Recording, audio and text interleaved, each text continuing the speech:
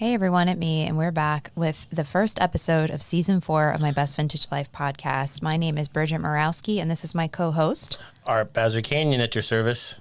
We are part of Baz Brothers Unlimited, a vintage clothing wholesaler based in Fresno and Los Angeles, California, in case you're new to the show. Welcome. We hope you do go back and listen to the old episodes, but if you're here right now, welcome.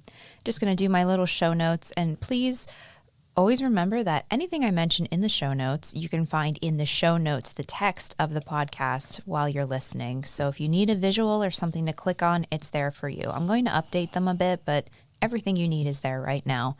So if you want to email us, you can do so. Admin at mybestvintagelifepodcast.com. That's admin, ADMIN, at mybestvintagelifepodcast.com. You can find us on social media, Instagram, Pinterest, and TikTok. TikTok is newly added. We've been doing really well on TikTok. The engagement's amazing. We love it. And it's a lot of fun to do.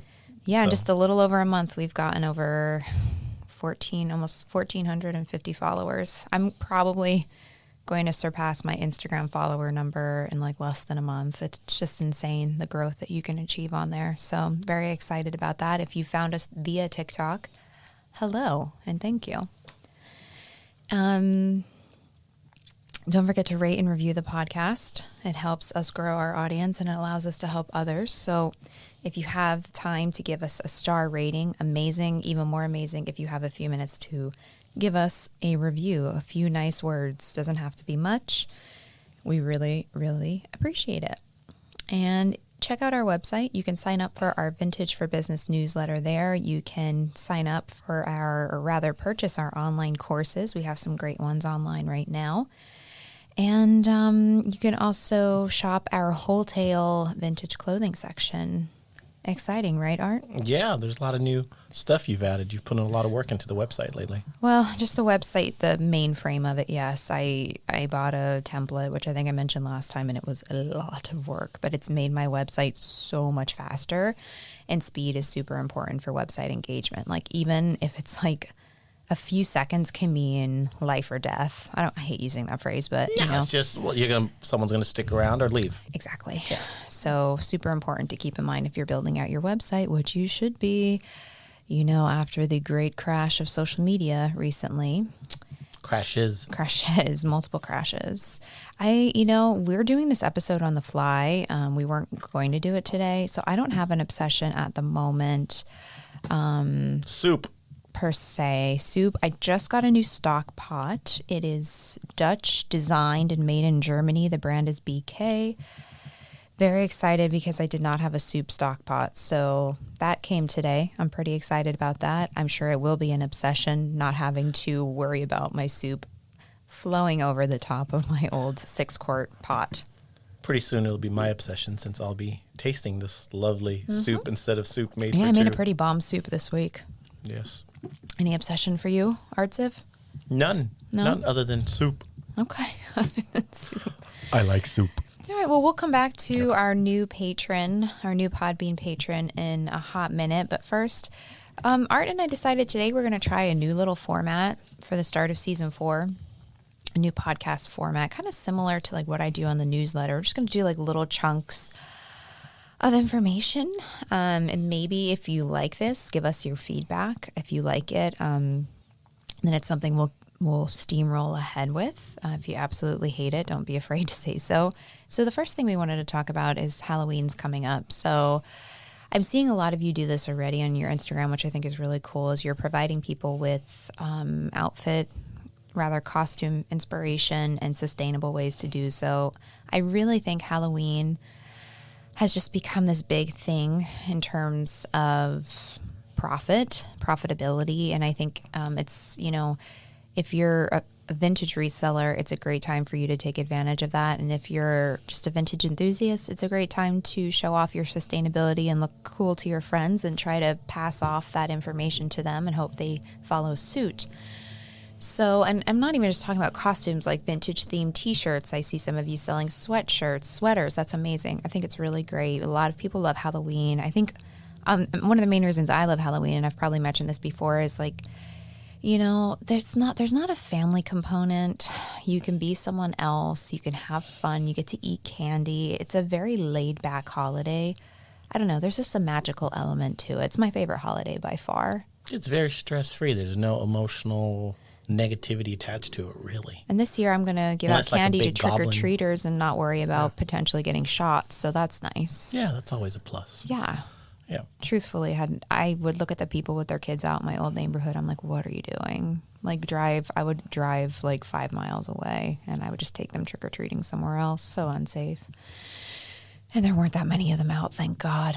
But it's something I'm looking forward to. So, yeah, there's a lot of cool things about vintage and Halloween. Yeah. You know, and especially this year with the supply chains being disrupted and all those spirit shops somewhat empty, it's a great chance to take the opportunity to like get people into vintage, like 70s disco guy, 90s raver. You know, there's so many cool things you can offer your customers, or even pull out old stuff from your wardrobe. You know? Yeah, and truthfully, now say you're listening to this and you're panicking like, oh shit, I didn't plan anything for Halloween and it's already October 12th. Well, take this, I guess, now as like advice for next year is holidays are an amazing time, whether you celebrate them or not, or whether people celebrate them or not, someone's celebrating them and it's an opportunity for you to make a profit. And if you're not a reseller, it's an opportunity for you, I think, to make a difference and stand up for something you believe in, which is, you know, wearing more vintage, being more sustainable. So if you haven't planned anything, don't panic. You know, there is always next year, but you still have time, in my opinion. So make the best of it, you know, do something fun. It doesn't even have to be necessarily Halloween themed. You know, you could do some sort of, you know what we used to do? Giveaway. You could do some sort of interaction on social media. You could do maybe some kind of creative coupon code for your website. It doesn't necessarily even have to be about the clothing. And if you are, you know, an enthusiast and you've come up with some fun costume ideas, share them with your friends, inspire them, be the person making that change amongst your friend group. I know everybody has at least one or more friends that just don't care about vintage. I actually ran into this this morning. I had a hair appointment and my hairstylist is very open to talking about vintage. Like, she wants to learn more, which is really cool and fun for me. And they were talking about a class they took, a hairstyling class they took, you know, because they don't have to, but they take classes. Yeah, continuing education. Yes, exactly. And they did one down in San Clemente, and they said that my hairstylist said how the girls were all dressed in vintage, and the other hairstylist that was present for the conversation was like, and she didn't know what I do, and she was like, ugh, that's just too much for me. And I was like, to each their own, but we all have that friend, right? Or that friend that doesn't like it for X, Y, and Z reasons. So this is an amazing time of year to show your anti-vintage or anti-secondhand friends what you can do and how much fun you have with it. Yeah. And they'll be jealous, of course. Of course. Yeah. Wow. They dress in something that looks like they'll run into someone wearing the same thing. Yeah. You know what we used to do? Like the October Rose Bowl stuff we had that was been sitting around for a while. We would put two things together. We would put outfits together and sell them for $30. Nice. And it was, we sold so much stuff we normally wouldn't. We discounted each piece and made it super easy. We made like themed rocker, acid wash jeans, and a beat up, cheaper rock t-shirt.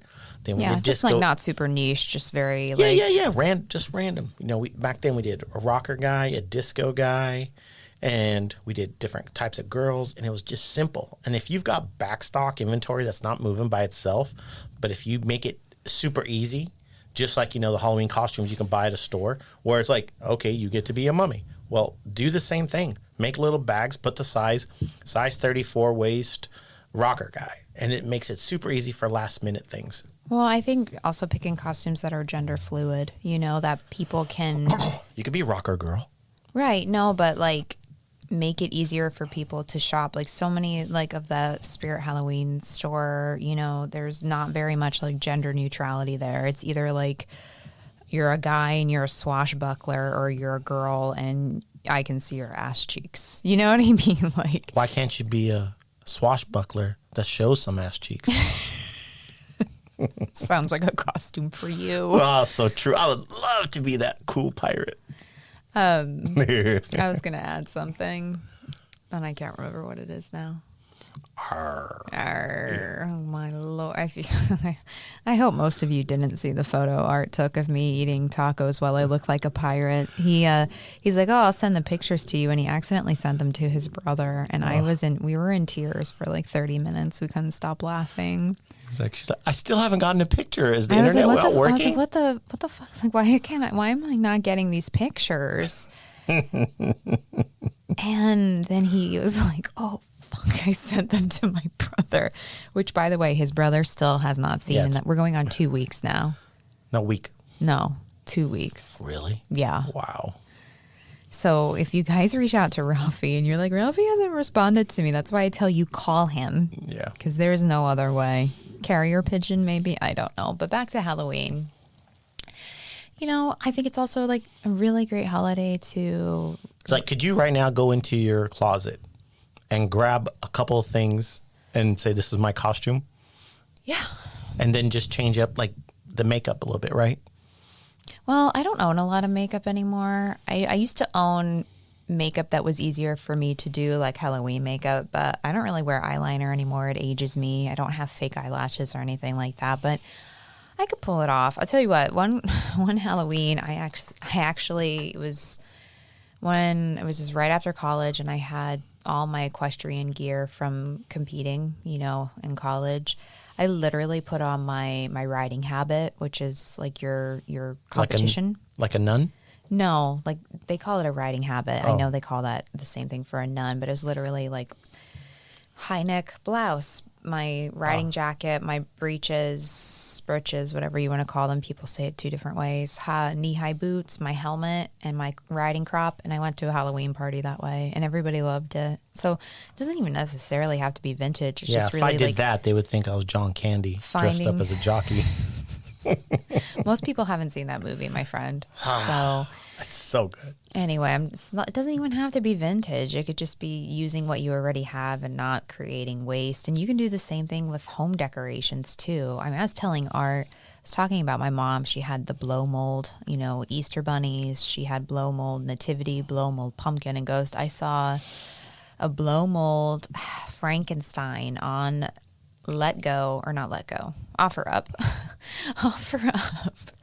Fresno. It was like $180. It was listed for that. But people really love vintage Halloween decorations, so that's another area to kind of capitalize as well. Yeah, buy it off season. Yeah. Yeah. Truthfully, just store it, sell it. It doesn't have to be anything big either. I mean, blow molds can be a little bit on the larger side depending, you know, like the nativity scene when I was little. It was taller than me for a very long time. My art direction with the nativity scenes.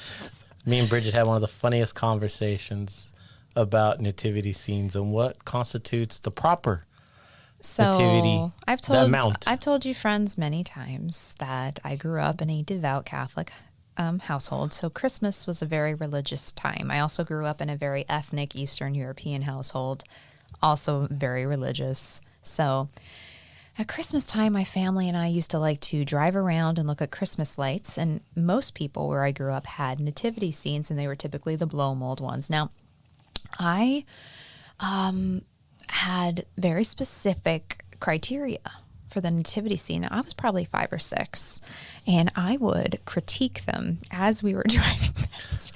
Not enough sheep. No. Too many goats. Too many sheep, 6 wise men. It's like they weren't twins. And then they each had a camel. And multiple donkeys. No. If you...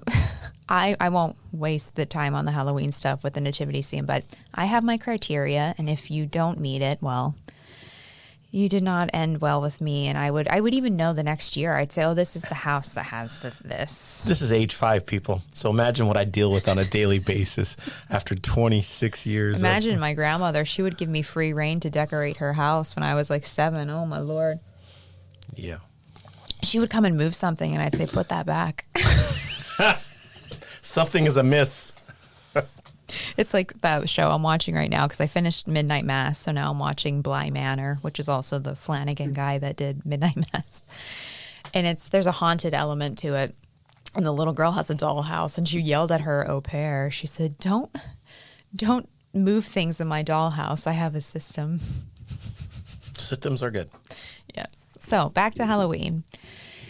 It's just a really great time, I think, for vintage in general. Share it. Yeah. Yeah. If you've got a friend who's on the bubble, it's like, hey, come on over. Let's have some fun. Let's drink a beer, have some wine, and let's go through my closet. Have some wine. And, and let's play in my closet. What? Girls don't do that? Well, that was audible, just so you know. Focus, lady. No, you focus. You're making me cry. I'm laughing so hard. Okay. That sounds like a party you want to be at, Art. I don't mind sharing.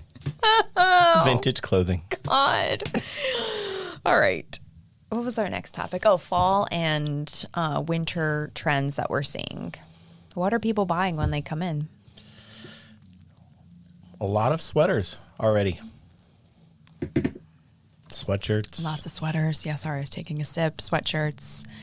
Workwear. Workwear.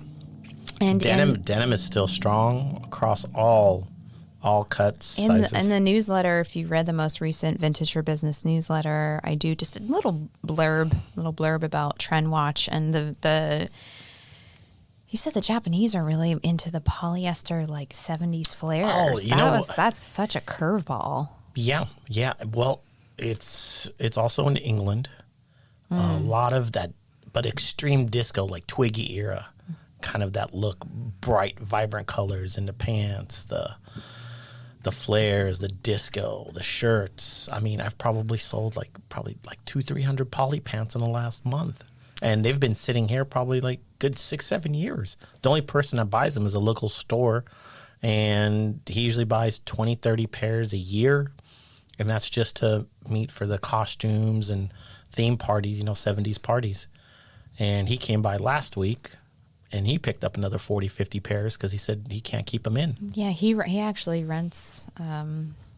He rents stuff. That's something else if you want to think about doing. I don't know if he has much success with it, but he rents out costumes. Yeah, and then there's another. Is he buying the poly pants for rentals, or is he buying them? So people are buying them. They're not just. Yeah, well, people in Fresno are buying polyester pants. Blech.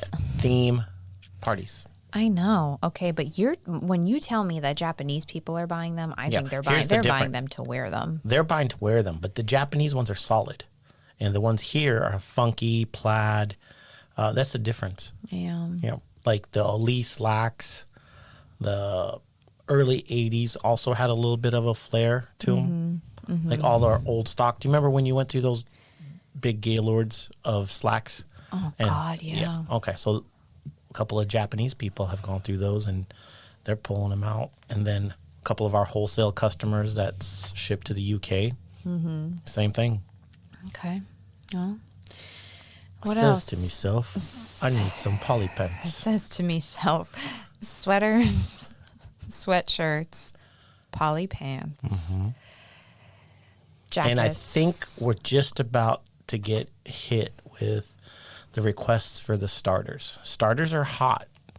Yeah. But people have been holding off because it's, they're heavier. Pricey. Well, yeah, that too. I think they make nice I had 2 gifts. calls today regarding about starter jackets. Yeah. Some guy's going to fly in and go through all what we have, and he ships. Huh. Interesting. Yeah. Someone who's been here before? No. Someone who found us through the podcast. Are you blowing smoke up my ass? No. Okay. I don't have to tell you everything. Jeez. Well, because someone was here today and you said that they found us through the podcast, and then it didn't sound like she ever even listened to the podcast. People Google it. That's the first thing that pops up when you type in Baz Brothers. Yeah, I am. I'm starting to get returns now for Baz Brothers. Yeah. Interesting. Taking over. Not only the bigger office, but also Oh my God. the recognition online. Okay, half this office is podcast recording space. Okay, so, we're good. So we have about the same size office. It just looks so much nicer in here. Well, I try. Yeah. What are you seeing? What are people reaching to you? Well, I don't necessarily look at what people are buying here. I look to Europe. Yeah. And I did post on Instagram. If you're following along, I posted. Even with a dead Europe where they've locked everything down, there's actually fashion still going on? People are out and about on the streets, so I don't know what's going on. I mean, I was just talking to a client who has family in Paris. He says it's insane over there. Protests, lockdown. One of them that I follow is Parisians in Paris, and that's like the #1 street style probably in terms of European style. I look to them, and these are the other ones I posted in case you're not following on Instagram or you didn't see the stories I did. There's Milanese in Milan, Amsterdammers in Amsterdam. So what are you seeing the Parisians doing? Madrileños in Madrid, Copenhageners in Copenhagen, and Romans in Rome. I mean, I really like the scarf. The headscarf thing is huge. Oh, yeah. That's why berets. You've been looking like a pirate this past couple of weeks. Exactly. Sweater vests. Sweater vests? Yes, that's a big curveball, too. Like wearing them over button up. White shirts? Yeah, like a white that makes button, sense. like a cotton poplin button up or button down, depending on the top buttons, and cowboy boots. But I don't necessarily mean cowboy boots like the cowboy boots we have. Like a lot of upscale brands are now doing like chic cowboy boots. So I'm seeing that a lot with like boot cut denim or skirts. Oh God, what else? Trench coats, khaki trench coats. We have actually pretty big orders coming up for December. Yeah, three different colors. I truly do feel like if there's two places I look to for what's coming next, it's typically like the Japanese or the Europeans. It's always been that way. Yeah. Yeah. And I'd say Europeans just because obviously you just heard the list I read off. It's a conglomerate of different cities and different countries, so I'm not going to say one's better than the other. But those are the things that I'm seeing. I'm trying to think if there was anything that I missed. Rugbies. Yeah. I'm not seeing that. I am. Okay. I've had 3 different people ask me. God, they're such a pain in the ass. Oh, color bleed. Truly one of the worst. Like Yeah. when you tell me that somebody wants those wholesale, I cringe, especially if it's like a high amount, because to me it's just not worth the pain of having to wash them. Yeah, well, these are over dye. We're going to be dyeing them. Okay, then that's fine. Yeah. As long as you approve. It doesn't matter if I approve or not. It's just all the color catch sheets that we go through, and even when you use them, it's still. I agree. You know what? Always the nicest one is the one that always gets ruined. Always. That's all I wore. I wore rugbies and cords. That was my look. What else? What other accessory? Headgear? Scarves. Well, see, these European accounts, most of the women are all carrying like a designer bag. They see the value in that, and they see the value in saving up for it and knowing it's going to be a piece that lasts them for a long time. So typically sunglasses, like those little, and I can't pull these off. I need a big frame for my face, but the little kind of like pointy end, almost like cat-eye sunglasses, that's big right now.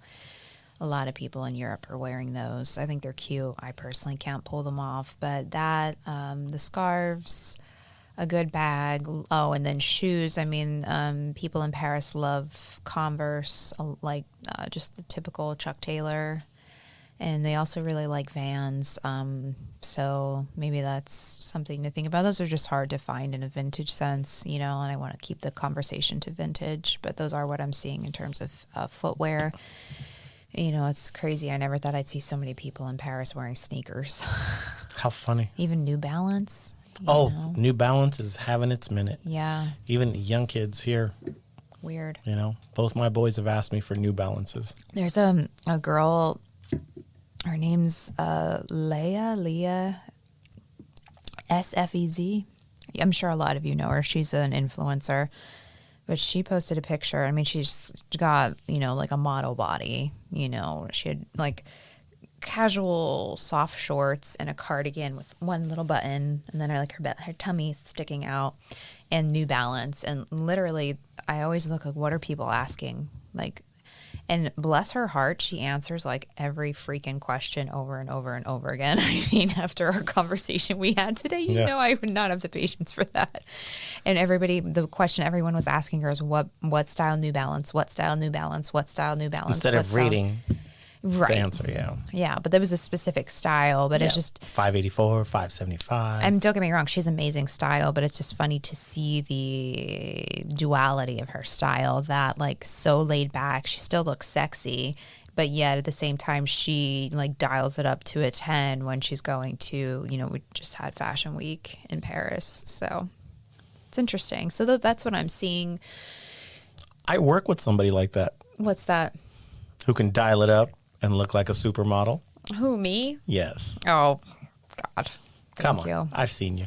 No, thank you. But, working here, you can't get dressed that way. Honestly, most of my wardrobe is for working here. It has been a little depressing lately. Not depressing. That's a little bit it's when embellished. In Rome. That's an embellished word.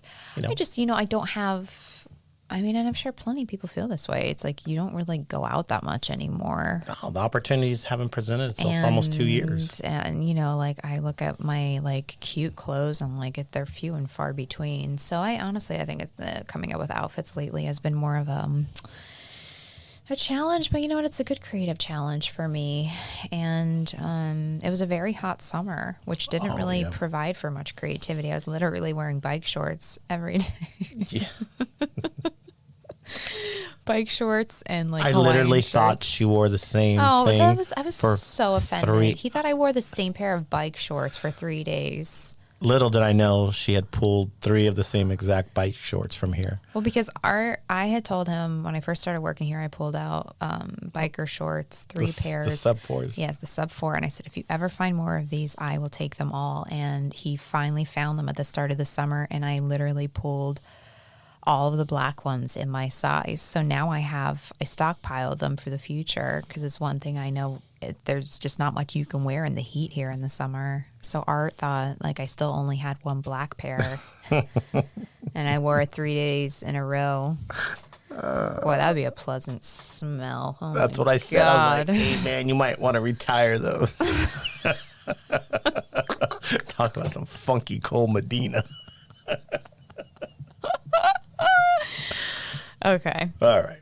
Moving on to our final mini subtopic, we want to talk about finishing the year strong for you resellers out there. Kick butt in Q4. Kick butt in Q4. So right now, you're seeing it everywhere. Supply chain shortages. For traditional clothing. Everything. Your Christmas present. I ordered your Christmas present early. Me? Yeah. It's supposed to arrive today, and it's not going to even ship until the end of the month. All you got to get me is a bag of cookies. Well, I got you something real nice. A pie? No. No pie? No pie. I'll get you a pie. But anyway, we want you as a vintage reseller to really capitalize on the fact that people are going to be... SOL. Yeah. In a lot of ways. No, we're not saying that's great. Yes, it is. Well, it's our chance to show. No, but people are busy. People are if you're a parent or if you have a lot of family members you buy gifts for, that's stressful. So I understand, and I am empathetic to that. However, you as a reseller, time to capitalize. I like that. It is. It's an opportunity, and opportunities present themselves, and you need to learn how to jump on it and take advantage of the situation. I'm not saying gouge anybody, but pull out your old stock, pull out your dead stock.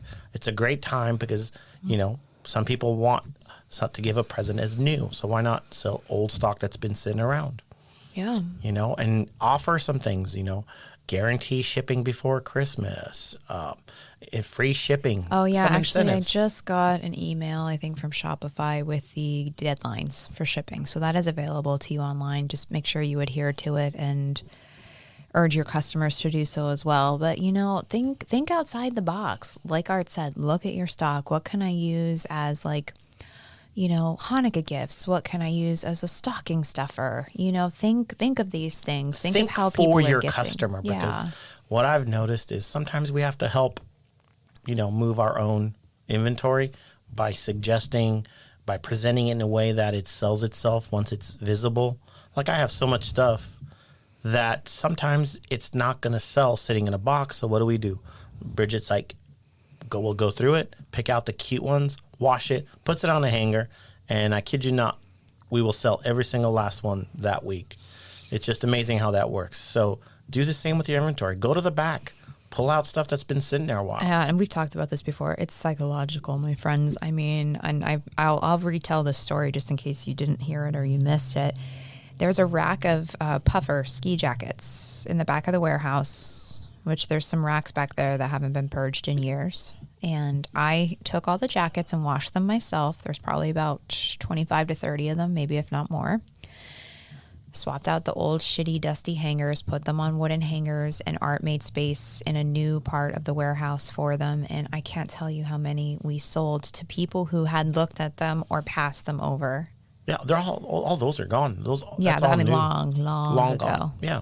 But you remember that. Absolutely. And it was like an interesting psychological study. Now, I wasn't trying to pull a fast one on somebody, but truly. No, you want to present it better and easier for someone to take it and put it in their store and sell it. Mm-hmm. And that's it. That's what it is. Now, with these, we want people to be able to walk into your store or go to your website, see something they like, and that's it. I want that for Uncle Fester. I'm going to get him that cool sweater. Tying in Halloween with the holidays there. Why? I like that. Uncle Fester? Yeah. Yeah. Adam's Family. Yeah. That's more of a Halloween Is thing. he? Wasn't he a monster all year round? Oh, he was, but who is? It's called fiction. It's the only uncle I can think of. Uncle Buck? Yeah. Uncle Buck, yeah. Oh, my goodness. So, hey, Bug. Oh, my God, what a good movie. Okay, so let's see. What else do we want to talk about with finishing strong Q4? Looking at your existing inventory. I have something. As much as you think ugly sweaters and Christmas sweaters are over, they're not. Yeah, that's just the same. Well, I was just talking about not. Halloween. I see you selling Halloween sweaters that people will call ugly. Sell that shit and mark it up. I'm serious. Some of you, I see the prices you're selling stuff for. You need to raise your prices. I know you're in a comfortable spot, but just try it. Try it. It's so much easier to start higher and mark down than it is to start low and be a little disappointed when you figure out, fuck, I could have made an extra $10, $20, $30 on that. It pays for shipping if you're offering Yes. shipping, And be smart about your shipping. Some of you tell me, shipping, I'm losing money on shipping, and then I see you're running free shipping. Don't do that, I believe in free shipping. I really like that. Yeah, but you got to pad it into your cost. People are trained at this point in time. They know it comes at a cost. Pad it into your cost, but also they have to spend X amount to get it. Yes. Okay. People are trained like that now. So figure out what that number is for you, what your average spend is. Also, your inventory, make sure you have enough inventory for the holidays. And if you need help with that, you should consider. Personally, I think you should go 25 to 50% higher than normal. Inventory? Absolutely. But what would be a good tool for them? The retail math course. Yeah, hello. The one, yeah. Okay, sorry about that. $17, and you have it for life. You get one copy of it. Sorry, you're not going to be able to send copies to your friend. I mean, I'm sure you could figure out a way to do that, but I have it set up that you only get one copy. One copy for you. You buy it. You get it in an email in a zip file. I give you instructions on how to watch it numerically, and bingo, bango, bongo. No, I completely forgot about that. Yeah, there's a really good formula in there to help you figure out, how. You have a thing in there for holidays and special events? No. It's applicable year-round, but now because the holidays are such a high-volume selling time for most people, it's really an important time to see, how much inventory I have, and do I need more? Do I need less? It's very useful. I hate being like salesy, but truly. No, I it's mean, very helpful. $17, and you know, I mean, if you really find it absolutely awful, tell me, and I'll give you a refund. You know, but like the people that I know that have told me is like, oh my God, this helped me so much. So yeah. So, and speaking of, I want to talk about our new Podbean, our new patron. Oh, okay. Yeah, because she has a burning question for you. Okay, here's our shout out. And I practiced her name and I asked her if this is how it's spelled. Oh, God, I hope I do it right. It's Meta. Okay. She's in Copenhagen, Denmark. And her Instagram is Thrift Planet. It's at thrift_planet. And she's also at thrift_babe. So she's a personal and a business one. And she does her brick and mortar full time. Good for She her. slowly over time worked up to it. That's actually a conversation we're having on Instagram today, kind of talking about if people are full time, part time, what's their full time. So she had a question for both of us, actually. Oh, good. So here goes. I think we may have talked about this on the podcast before, so I'll try to keep it not too long. It's a multi-question question. Have you been to Europe? Where? Did you like it? Did you thrift? So, do you want to start? Sure. I have been to Europe when I was a young lad. When I left Lebanon, Oh, yeah, as a We, refugee. as a refugee, I stopped in Copenhagen. So I don't think as you a matter did of too fact. much thrifting. No thrifting, just wanted to get to America. Yeah. So that was my European experience. Okay. How about you? I went to Italy in 2007. It was my first time in a plane. Wait a minute. Can I interject? Yeah. I went to Australia, which isn't Europe, obviously, but I did do thrifting there. And I took You've a talked bunch. about that before, though. Maybe Meta doesn't know. Well, she's asking about Europe because she's I thrifted in European. Australia and it was a lot of fun. Okay, thank you. Bridget's turn now. I'm just trying to keep it short and sweet. I went to Italy 2007, had never been on a plane. It was my first flight, international flight. I flew from Philly to Charles de Gaulle in Paris and then to Rome. I was dating a guy. His grandparents lived in Calabria, so I spent 3 weeks there with him, going all over Italy. I saw Milan, Venice, Sicily, Rome, Pompeii. I didn't see Naples or Florence. One of them had a garbage strike at the time. And I spent extended time in Calabria, right kind of near a beach town called Soverato. So Did you thrift? I did not thrift. Okay. No, I was not that into I mean, I knew I had thrifted in high school. Next trip. Next trip, yeah, I'd love to go back to Italy, just not with him. That No, was I a meant nightmare. like talk about your next trip. Oh, next trip. Yeah, okay. Yeah. I spent one night in France on the way back from that trip. I had $20 to my name, so obviously no thrifting there. And I've been to Prague, and I did not thrift there either. I don't even think I saw a thrift store when I was there. There was some really cool clothing stores and like vintage stores, but a lot of them had weird hours. So to make a long answer to your short question, my friend, no. I did not do any thrifting. Did I like it? Yes, I love Europe. I would live in Europe in a heartbeat. I prefer Europe to America.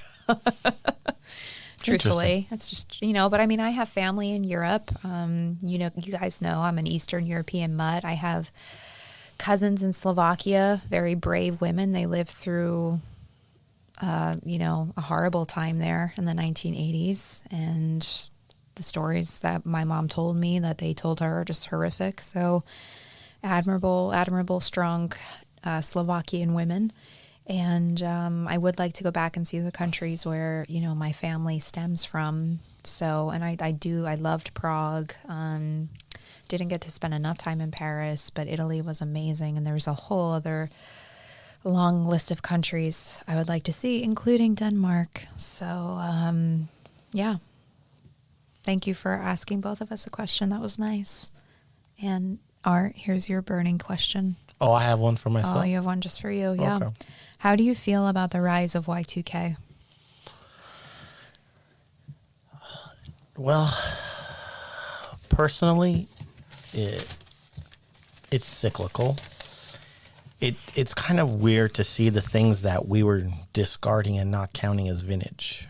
Because when I first started, that was the era. So nobody wanted that stuff. And so we would never pick it. And if we got it in mixes, we would just put it aside. So it's hard to grasp that it's actually desirable and wanted.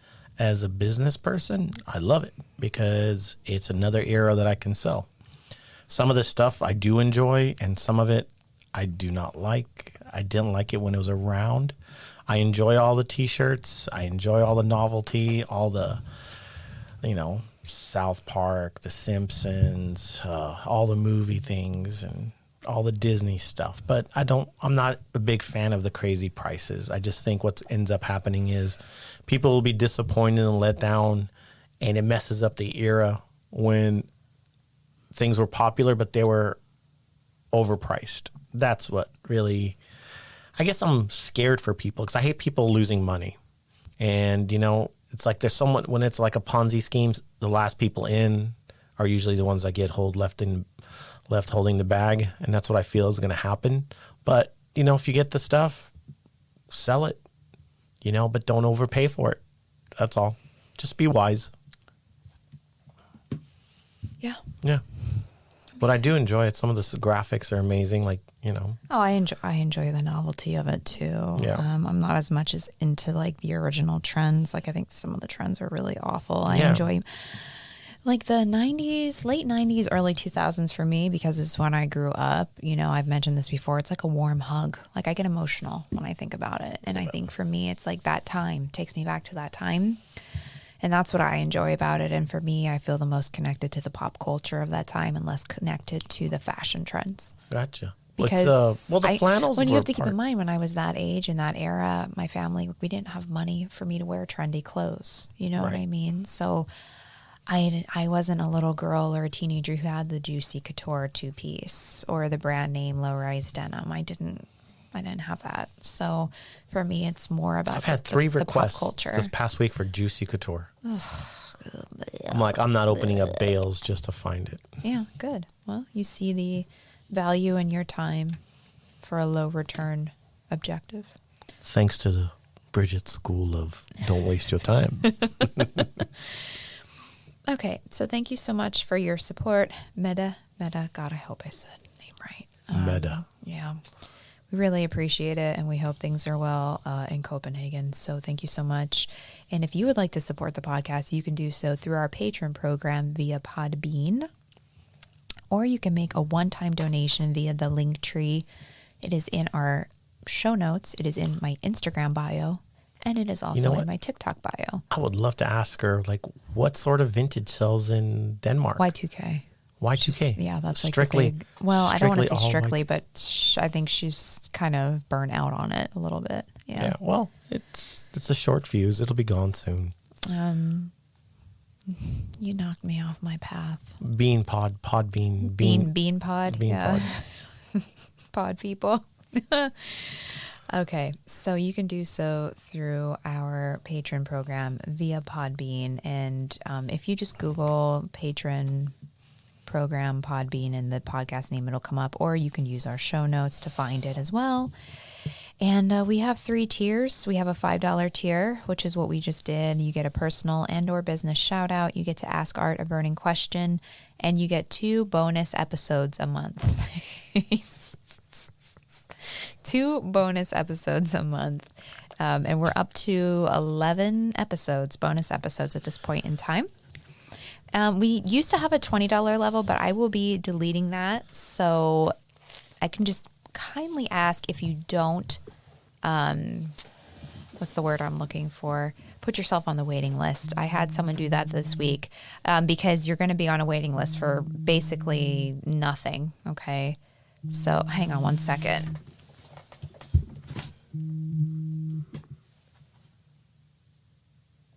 Hey, we're doing the podcast. Can he call you back?